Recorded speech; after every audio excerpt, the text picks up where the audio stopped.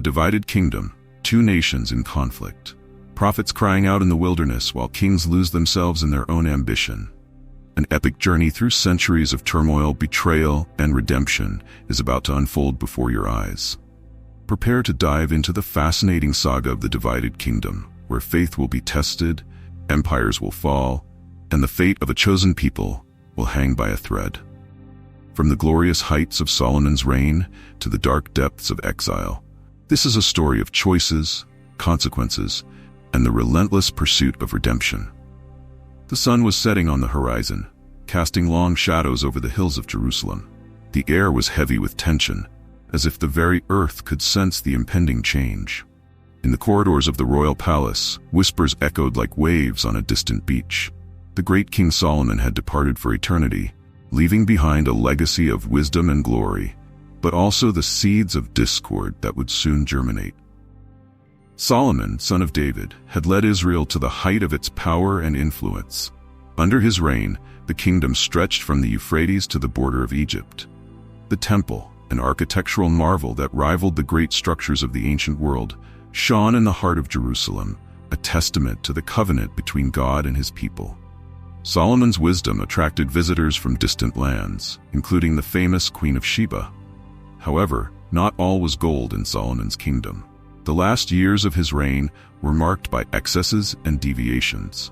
The king, influenced by his many foreign wives, allowed the introduction of pagan cults in Israel.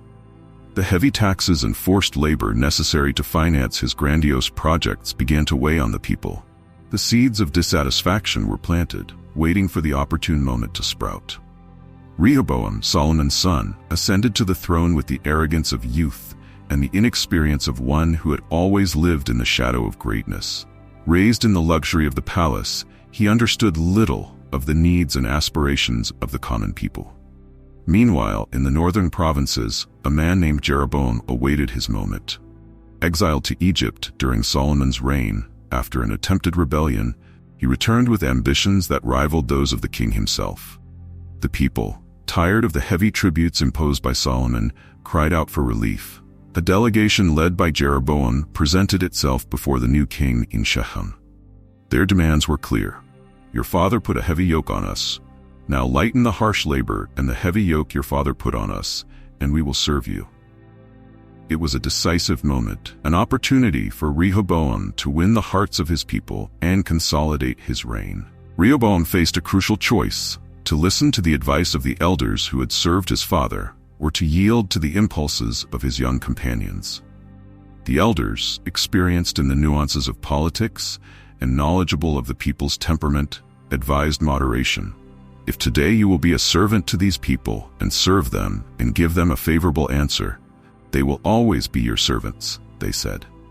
But Rehoboam, perhaps feeling threatened in his authority or simply unable to comprehend the wisdom of this advice, turned to his young friends. These, as inexperienced and arrogant as the king himself, suggested a show of force. In a moment of fatal recklessness, the new king chose the path of harshness. My father scourged you with whips, but I will scourge you with scorpions, declared Rehoboam, sealing the fate of the united nation of Israel. These words, pronounced with the arrogance of youth and the blindness of power, echoed throughout the land like thunder, splitting the kingdom in half as surely as an axe splits a log. The 10 northern tribes rebelled, proclaiming Jeroboam as their new leader. What share do we have in David? We have no inheritance in the son of Jesse. To your tents, O Israel, look after your own house, O David. With this battle cry, the unity of the kingdom of Israel, achieved with such effort by David and Solomon, dissolved in an instant. Only the tribes of Judah and Benjamin remained faithful to the house of David, forming the kingdom of Judah in the south. Jerusalem, with its glorious temple, remained as the capital of Judah, a constant reminder of the glorious past and the divine promises made to David. Thus were born 2 brother kingdoms, destined for a rivalry that would endure for generations. Israel in the north, with its capital initially in Shechem and later in Samaria, and Judah in the south, with Jerusalem as its beating heart. What was once a powerful and united nation had now become 2 fragile entities, vulnerable to external threats and their own internal weaknesses. Jeroboam, now king of Israel, faced a dilemma. The temple, the center of the nation's religious life, was in Jerusalem, his rival's territory. If he allowed his people to continue pilgrimaging to Jerusalem for the annual feasts, he risked losing their loyalty. He then made a decision that would alter the course of Israel's spiritual history. He established new centers of worship in Bethel, in the south of his kingdom, and in Dan, in the far north. At each of these locations, he erected a golden calf, echoing the sad episode of the Exodus, when the Israelites worshipped a similar idol while Moses was on Mount Sinai. "Here are your gods, O Israel, who brought you up out of Egypt," he proclaimed, using the same words that had led to divine wrath centuries before. This decision, made for political reasons, plunged the northern kingdom into a spiral of idolatry that would be its curse for centuries to come. Jeroboam not only diverted the people from worship in Jerusalem, but also instituted a new priesthood, ignoring the Levitical lineage established by God. He himself offered sacrifices on the altars he had built, usurping the priestly role. Meanwhile, Judah, although maintaining the temple and Davidic traditions, was not immune to corruption and apostasy. The influence of neighboring nations, with their gods and pagan practices, was a constant temptation. The high places, locations of worship outside the temple, proliferated, often dedicated to foreign gods. It was in this scenario of division and spiritual decline that some of the most powerful and controversial voices in biblical history emerged. The prophets, men and women called by God to be his voice in an era of confusion and rebellion. They were not mere soothsayers or seers, but divine spokespeople, often in direct conflict with the established powers. In the northern kingdom, the first great prophet to rise against Jeroboam's idolatry was a man whose name we do not know. Sent from Judah, he confronted the king directly in Bethel, prophesying the destruction of the altar and the future birth of a king named Josiah, who would purify the cult. As a sign of the truthfulness of his message, the altar split before everyone's eyes. But the true era of the great prophets began with the emergence of Elijah, the Tishbite. Elijah appeared on the scene like lightning, confronting King Ahab and his Phoenician wife Jezebel, who had taken the worship of Baal to new heights in Israel. The sky darkened over Mount Carmel, heavy clouds gathering like spectators in a celestial amphitheater. Below, a crowd gathered, their faces a mixture of fear, expectation, and curiosity.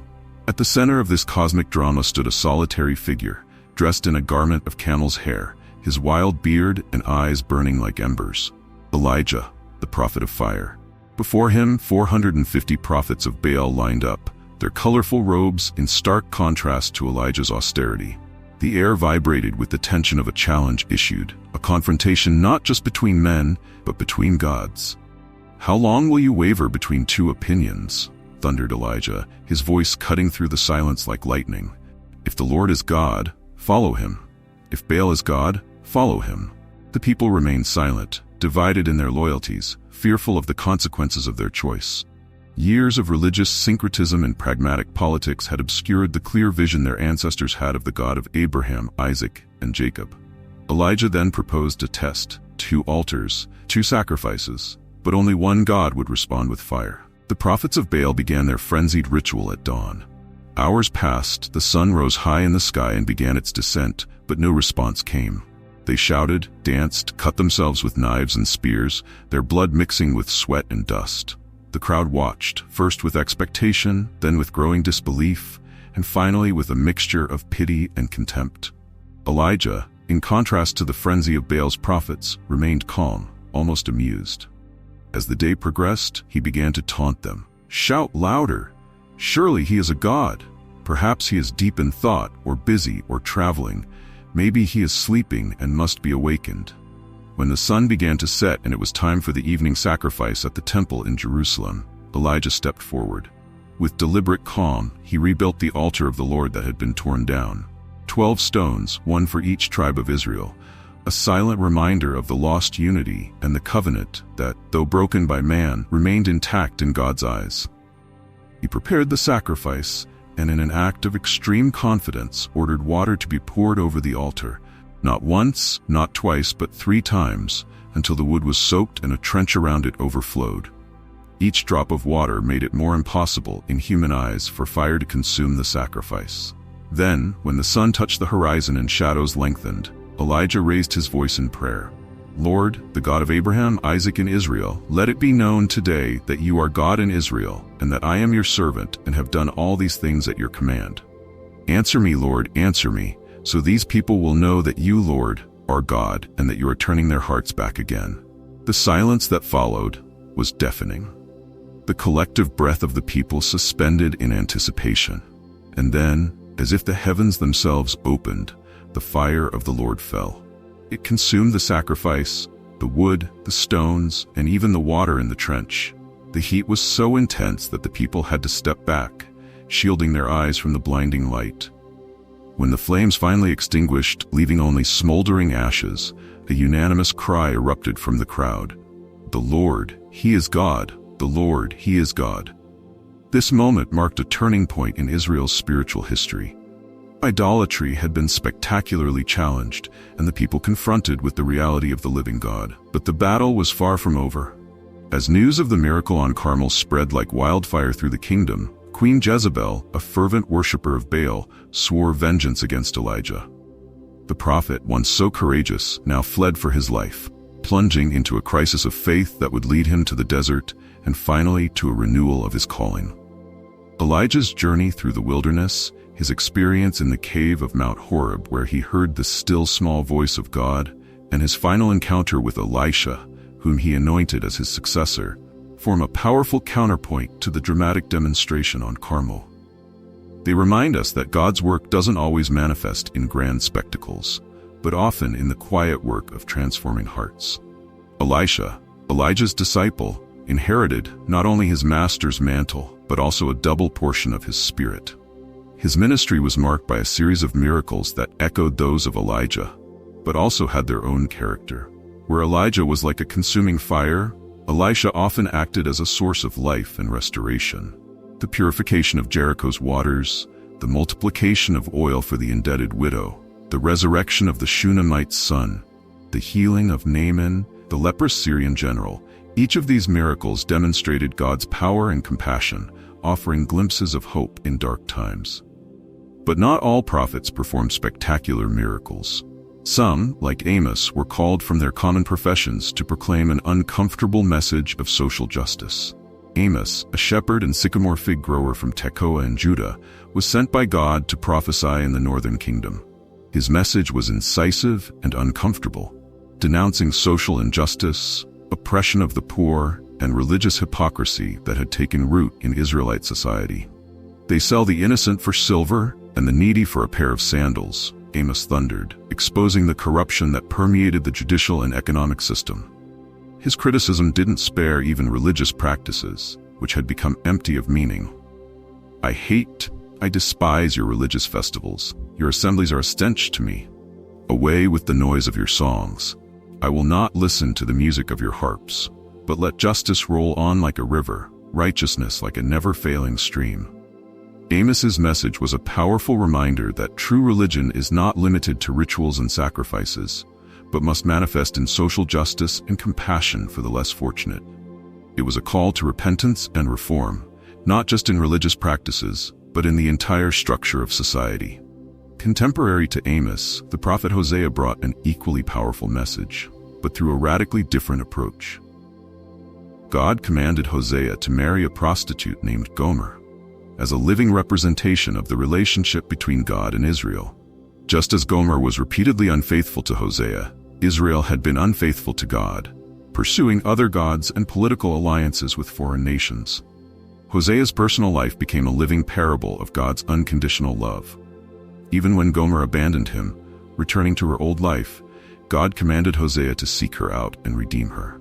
"Go, show your love to your wife again, though she is loved by another man and is an adulteress. Love her as the Lord loves the Israelites, though they turn to other gods and love the sacred raisin cakes." Through this painful personal experience, Hosea was able to convey the profound message of God's persistent love for his people, despite their unfaithfulness. His prophecies are filled with images of marriage and divorce, of love betrayed and restored. "Therefore I am now going to allure her. I will lead her into the wilderness and speak tenderly to her. In that day, declares the Lord, you will call me my husband."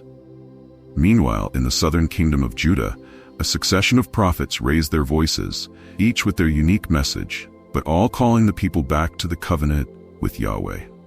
Isaiah, perhaps the most eloquent of all the prophets, ministered during a critical period in Judah's history when the Assyrian threat loomed over the nation. Isaiah had a transformative vision in the year King Uzziah died. In the temple, he saw the Lord seated on a high and exalted throne, surrounded by seraphim proclaiming, "Holy, holy, holy is the Lord Almighty. The whole earth is full of His glory." This experience profoundly marked Isaiah's ministry, infusing his prophecies with a sense of divine majesty and holiness that permeated even his severest warnings. Isaiah's message was multifaceted. He denounced social injustice and moral corruption, just as Amos had done in the north. He warned against political alliances with foreign nations, insisting that Judah should trust only in God for its protection. But he also offered hope, prophesying about a future king from David's lineage who would establish a kingdom of justice and peace. Some of the most memorable passages in the Bible come from Isaiah. His vision of a time when nations will beat their swords into plowshares and their spears into pruning hooks. Nation will not take up sword against nation, nor will they train for war anymore, offered hope in turbulent times. His prophecies about a suffering servant who would carry the sins of many would later be seen by Christians as prefigurations of Jesus Christ. Jeremiah, known as the weeping prophet, emerged on the scene during the last years of the kingdom of Judah, when the Babylonian threat was becoming increasingly imminent. Called while still young, Jeremiah initially hesitated. "Alas, sovereign Lord, I do not know how to speak. I am too young." But God assured him, "Do not say, I am too young. You must go to everyone I send you to and say whatever I command you." Jeremiah's ministry was marked by intense personal suffering. His message of imminent judgment and the need for submission to Babylon as an instrument of divine judgment made him extremely unpopular. He was persecuted, imprisoned, and even thrown into a muddy cistern. Yet he persisted in his mission, lamenting the fate of his people, but also offering hope for the future. One of Jeremiah's most significant contributions was his prophecy about a new covenant that God would make with His people. "I will put my law in their minds and write it on their hearts. I will be their God, and they will be my people." This promise of an inner transformation, of a renewed relationship with God, pointed beyond the exile to a future of spiritual restoration. While the prophets called for repentance and reform, the kingdoms of Israel and Judah continued their spiritual and political decline. The northern kingdom, Israel, was the first to fall. In 722 BC, the Assyrians, an emerging power from the east, swept through the land like a swarm of locusts. Samaria, the proud capital, resisted for 3 years before finally succumbing to the siege. The fall of Samaria marked the end of the northern kingdom. The 10 tribes were taken into exile, scattered among the nations of the vast Assyrian Empire. In their place, the Assyrians brought people from other parts of the empire to repopulate the land, giving rise to the Samaritans, a mixed people who would later be viewed with suspicion by the Jews. The destruction of Israel and the exile of its people were seen by the prophets as a fulfillment of divine judgment on the nation's persistent idolatry and social injustice. However, even in this dark moment, there were promises of hope. The prophet Hosea, for example, had prophesied, "For the Israelites will live many days without king or prince, without sacrifice or sacred stones, without ephod or household gods. Afterward the Israelites will return and seek the Lord their God and David their king. They will come trembling to the Lord and to His blessings in the last days." Judah, the southern kingdom, witnessed the fall of its northern brother with a mixture of horror and relief. Some saw this as an opportunity for spiritual reform. King Hezekiah, for example, undertook a series of religious reforms, purifying the temple and restoring the observance of Passover. However, these reforms were short-lived. Hezekiah's son Manasseh reversed all of his father's reforms and led Judah to new heights of idolatry and injustice. Jewish tradition even attributes the murder of the prophet Isaiah to Manasseh. Although Manasseh repented at the end of his life, the damage had already been done. Manasseh's grandson, Josiah, carried out the most comprehensive religious reform since the days of David. Inspired by the rediscovery of the Book of the Law, probably Deuteronomy, during renovations in the temple, Josiah purified worship, destroyed pagan altars, and restored the observance of Passover. It was during his reign that the prophecy of the man of God, made centuries earlier to Jeroboam, was fulfilled, when Josiah destroyed the altar at Bethel. However, even Josiah's reforms were not enough to reverse the course of divine judgment on Judah. After Josiah's premature death in battle against Pharaoh Necho of Egypt, Judah entered a rapid decline. In 586 BC, the Babylonians, who had supplanted the Assyrians as the main power in the region, besieged Jerusalem. After months of famine and despair, the walls were breached. Solomon's temple, symbol of God's presence among his people, was reduced to ashes. The Ark of the Covenant, which had accompanied Israel since the Exodus, disappeared forever. The nation's elite, priests, scribes, artisans, were taken in chains to Babylon. The dream of the united kingdom of David and Solomon had ended. Israel and Judah, once powerful nations, were now only shadows of their former glory. However, even in the ashes of defeat, a small ember of hope continued to burn. The prophets had predicted not only the exile, but also the return. Jeremiah, for example, had written a letter to the exiles, encouraging them to settle in Babylon, but also promising a return after 70 years. By the rivers of Babylon, the exiles of Judah wept as they remembered Zion. But among the tears, new prophets arose. Ezekiel, taken into exile in the first deportation, had surreal visions and performed dramatic symbolic demonstrations to keep faith alive among the captives. His vision of the Valley of Dry Bones, reanimated by God's breath, became a powerful metaphor for Israel's future restoration. Daniel, elevated to a position of power in the Babylonian court, demonstrated that it was possible to remain faithful to God even in the heart of the pagan empire. His apocalyptic visions offered a cosmic perspective on the conflict between God's kingdom and the kingdoms of this world, extending into a distant future. And so, even in exile, the story of the chosen people continued. The promise of restoration, whispered by the prophets amidst the ruins of Jerusalem, began to take shape. One day, they declared, a remnant would return. The temple would be rebuilt, and more importantly, a new heart would be given to the people. A heart capable of truly loving and obeying God. The saga of the divided kingdom is more than just ancient history. It is a mirror in which we can see reflected our own struggles, failures, and hopes. It is a narrative of ups and downs, of kings and prophets, of faithfulness and betrayal. But above all, it is the story of God's tireless love for his people, a love that persists even in the face of rejection and rebellion. This period of Israel's history teaches us valuable lessons that still resonate in our days. 1. The importance of unity. The division of the kingdom weakened Israel, making it vulnerable to external threats. This reminds us of the importance of unity in our communities and nations. 2. The consequences of bad decisions. The choices of Rehoboam and Jeroboam had repercussions that echoed for generations. This underlines the importance of making wise decisions considering their long-term implications. 3. The danger of spiritual compromise. The worship of idols and the adoption of pagan practices led to the spiritual decline of Israel and Judah. This warns us against the temptation to compromise our faith and values.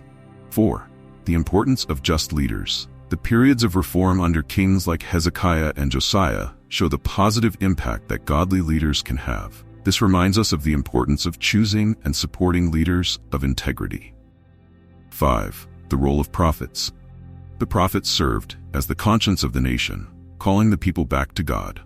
This highlights the importance of prophetic voices in our society, which call us to account and point us to higher truths. 6. The persistence of God's love. Despite his people's repeated unfaithfulness, God never completely abandoned them. This assures us of God's unconditional love, even when we fail. 7. The promise of redemption. Even in the darkest moments of exile, there was a promise of future restoration. This offers us hope in our own times of trial. As the last pages of this era closed, new promises appeared on the horizon. The prophets spoke of a new Exodus, of a new David, of a new kingdom that would not be divided, but would unite all nations under the rule of the promised Messiah. The story of the divided kingdom teaches us that even the darkest hours, when all seems lost, God continues to work behind the scenes of history. It reminds us that individual faithfulness matters, that the choices we make have consequences that echo through generations. And most importantly, it shows us that God's call to his people, "Return to me, and I will return to you," continues to resound through the centuries. Dear friends, the journey we have just taken through the history of the divided kingdom is more than a mere narrative of the past. It is an invitation to reflect on our own lives, our choices, and our relationship with the divine. Like the ancient Israelites, we often find ourselves divided between conflicting loyalties, struggling to maintain our integrity in a world that constantly challenges us. The message of the prophets, echoing through the centuries, still speaks to us today. There is always an opportunity for repentance, for renewal, for returning to the path of truth and justice. If this story has touched your heart, if you have seen yourself reflected in the struggles and triumphs of this ancient people, I invite you to take some concrete actions. First, give this video a like. Your support helps us continue producing content that enriches our understanding of the scriptures and our spiritual journey. Each like is a sign that these ancient stories still have the power to transform lives in the modern world. Second, share this video with friends and family. The wisdom contained in these ancient stories has the power to transform lives, and you can be the instrument to bring that transformation to someone you love. Who knows? Your sharing might be the catalyst for a profound conversation about faith, integrity, and the purpose of our lives. If you haven't subscribed to our channel yet, do it now. We have much more inspiring and uplifting content planned for you, and we don't want you to miss anything. Each new episode is an opportunity to dive deeper into the riches of biblical wisdom and its application in our daily lives. Leave a comment sharing your reflections on this story. Which aspect of the divided kingdom resonated with you the most? Perhaps the courage of the prophets inspired you, or maybe the struggles of the kings made you reflect on your own internal battles. Your unique perspective can bring light to others who are on their own faith journey. Pause for a moment and reflect on how the lessons from this story can apply to your life. Are there areas in your life where you need courage to stand up for truth, like the prophets? Or perhaps you're facing difficult decisions, like the kings, that will have far-reaching consequences. Take some time to meditate on these questions and, if you feel comfortable, share your reflections in the comments. Did you notice the card that appeared on the screen during the video? Click on it to access another video to enrich your spiritual life.